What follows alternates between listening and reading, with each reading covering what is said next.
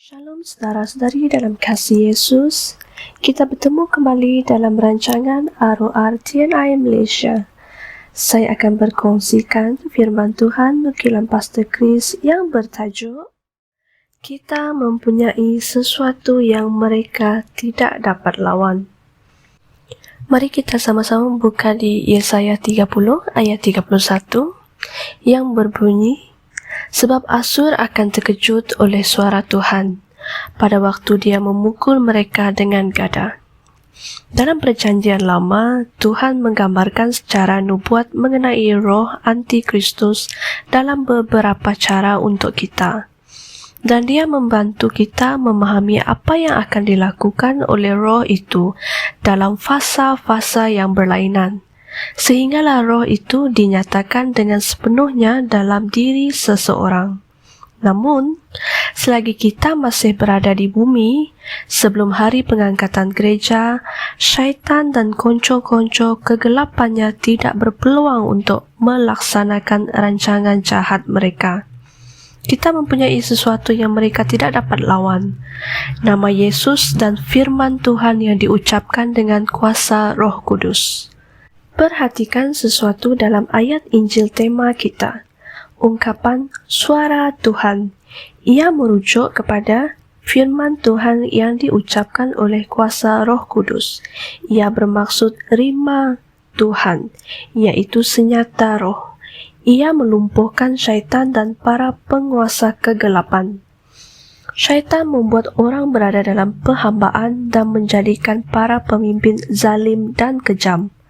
Fikirkan tentang seseorang yang sangat berperi kemanusiaan ketika dia dipilih untuk menjadi pegawai kerajaan.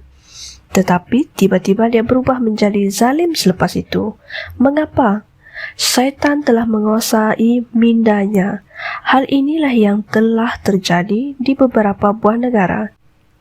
Tiba-tiba, sebilangan para pemimpin berubah menjadi para diktator yang kejam dan orang awam kehilangan kebebasan sivil mereka. Tetapi Alkitab mengatakan, dan Tuhan akan memperdengarkan suaranya yang mulia, akan memperlihatkan tangannya yang turun, menimpa dengan murka yang hebat dan nyala api yang memakan habis, dengan hujan lebat, angin ribut dan hujan batu. Sebab Asur akan terkejut oleh suara Tuhan pada waktu dia memukul mereka dengan gada. Yesaya 30 ayat 30 hingga 31. Asyur adalah salah satu nama antikristus yang telah dinyatakan secara nubuat.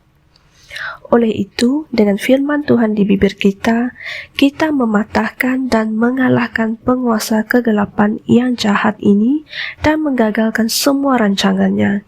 Selagi kita, Gereja Yesus Kristus berada di bumi ini, hanya kehendak dan tujuan Tuhan yang akan dibangunkan. Maha mulia Tuhan. Sebelum kita mengakhiri firman Tuhan pada hari ini, mari kita sama-sama membuat pengakuan dengan saya. Dengan kuasa Roh Kudus, musuh dikalahkan dan segala rancangan musuh dihancurkan. Hati manusia di seluruh dunia dibangkitkan dan dibangunkan dalam kebenaran. Kemuliaan Tuhan berkembang dan mempengaruhi semua bangsa serta segala bentuk kejahatan, kekacauan, kezaliman dan keganasan yang iblis berusaha laksanakan akan digagalkan. Segala pujian dan kemuliaan bagi Tuhan Yesus yang diberkati. Amin. Untuk renungan tambahan, saudara-saudari boleh merujuk di Yesaya 10 ayat 24 hingga 27, Markus 16 ayat 17, dan Efesus 6 ayat 17. Sekian firman Tuhan pada hari ini. Bertemu lagi di firman yang akan datang. Bye. Kami percaya saudara-saudari semua telah diberkati dengan perkongsian firman dari Rhapsody Reality. Bagi sesiapa yang ingin menjadikan Yesus Kristus sebagai Tuhan dalam kehidupanmu, kamu boleh mengucapkan doa ini bersama dengan saya. Ya Tuhan Allah, aku mempercayai Yesus Kristus Anak Allah yang hidup dengan sepenuh hatiku. Aku percaya Dia telah mati untukku dan Allah telah membangkitkan Dia dari kematian. Aku percaya Dia hidup hari ini.